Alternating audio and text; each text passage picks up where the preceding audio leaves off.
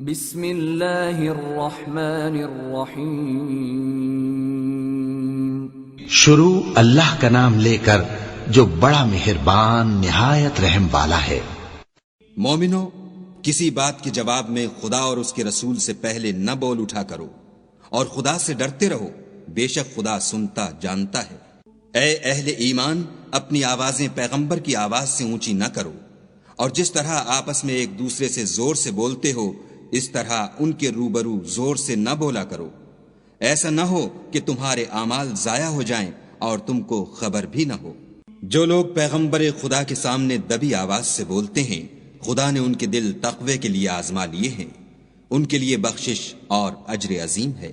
جو لوگ تم کو حجروں کے باہر سے آواز دیتے ہیں ان میں اکثر بے عقل ہیں، اور اگر وہ صبر کیے رہتے یہاں تک کہ تم خود نکل کر ان کے پاس آتے تو یہ ان کے لیے بہتر تھا، اور خدا تو بخشنے والا مہربان ہے۔ مومنو، اگر کوئی بد کردار تمہارے پاس کوئی خبر لے کر آئے تو خوب تحقیق کر لیا کرو، مبادا کہ کسی قوم کو نادانی سے نقصان پہنچا دو، پھر تم کو اپنے کیے پر نادم ہونا پڑے۔ اور جان رکھو کہ تم میں خدا کے پیغمبر ہیں، اگر بہت سی باتوں میں وہ تمہارا کہا مان لیا کریں تو تم مشکل میں پڑ جاؤ، لیکن خدا نے تم کو ایمان عزیز بنا دیا اور اس کو تمہارے دلوں میں سجا دیا، اور کفر اور گناہ اور نافرمانی سے تم کو بیزار کر دیا۔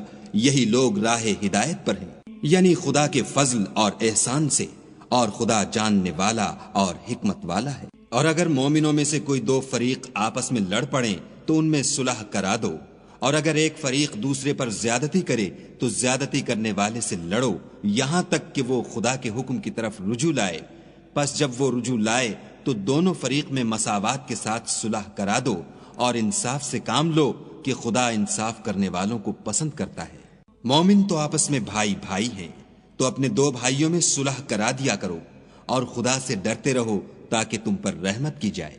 مومنو، کوئی قوم کسی قوم سے تمسخر نہ کرے، ممکن ہے کہ وہ لوگ ان سے بہتر ہوں، اور نہ عورتیں عورتوں سے تمسخر کریں، ممکن ہے کہ وہ ان سے اچھی ہوں۔ اور اپنے مومن بھائی کو عیب نہ لگاؤ، اور نہ ایک دوسرے کا برا نام رکھو۔ ایمان لانے کے بعد برا نام رکھنا گناہ ہے، اور جو توبہ نہ کریں وہ ظالم ہیں۔ اے اہل ایمان، بہت گمان کرنے سے احتراز کرو کہ بعض گمان گناہ ہیں، اور ایک دوسرے کے حال کا تجسس نہ کیا کرو، اور نہ کوئی کسی کی غیبت کرے۔ کیا تم میں سے کوئی اس بات کو پسند کرے گا کہ اپنے مرے ہوئے بھائی کا گوشت کھائے؟ اس سے تو تم ضرور نفرت کرو گے، تو غیبت نہ کرو، اور خدا کا ڈر رکھو، بے شک خدا توبہ قبول کرنے والا مہربان ہے۔ لوگو، ہم نے تم کو ایک مرد اور ایک عورت سے پیدا کیا، اور تمہاری قومیں اور قبیلے بنائے تاکہ ایک دوسرے کو شناخت کرو، اور خدا کے نزدیک تم میں زیادہ عزت والا وہ ہے جو زیادہ پرہیزگار ہے۔ بے شک خدا سب کچھ جاننے والا اور سب سے خبردار ہے۔ دیہاتی کہتے ہیں کہ ہم ایمان لے آئے، کہہ دو کہ تم ایمان نہیں لائے، بلکہ یوں کہو کہ ہم اسلام لائے ہیں، اور ایمان تو ہنوز تمہارے دلوں میں داخل ہی نہیں ہوا۔